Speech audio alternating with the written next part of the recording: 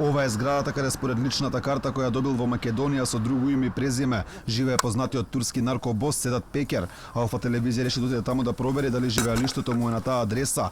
Тој во Македонија неку се вика Джадим Адемовски. Според Google Maps оваа адресата Кемал Сейфула, број 22/7, каде според опозицијата живеалиште има Седат Пекер, кој е протеран од Турција, а во Македонија живее со лажен идентитет и име Джадим Адемовски. Сепак на адресата која добила од македонските власти, Алфа не успеа да го пронајде турскиот наркобос. Тропнавме во станот број 1 од зградата да прашаме дали таму или во некој од другите станови живее Пекер. Одговорот беше не.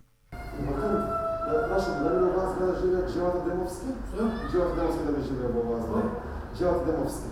Нема? Запрашавме дел од луѓето кои беа излезени пред зградата дали го познаваат Джадим Адемовски или можеби Седат Пекер. Одговорот од сите беше негативен.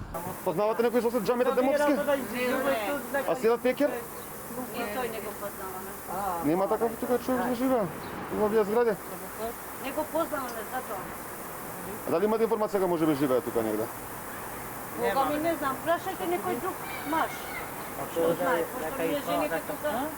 Инаку Седат Пекер во ноември 2020 година остварил и средба со градоначалникот на Мавра во Ростуше, каде поделил лаптопи и ветил инвестиции во оваа општина. Инаку покрај Пекерот опозицијата во мега скандалот мафија открие дека лажни документи во Македонија добил Јован Вукотиќ од така наречениот шкалјарски кланот Котор, како и Пекерит тој има лажно име, се вика Ѓорги Андонов. Околу овој случај Алфа побара стафи од Министерството за внатрешни работи на Турција и Србија, каде за неколку дела е обвинет Вукотиќ, но одговор се уште не добивме.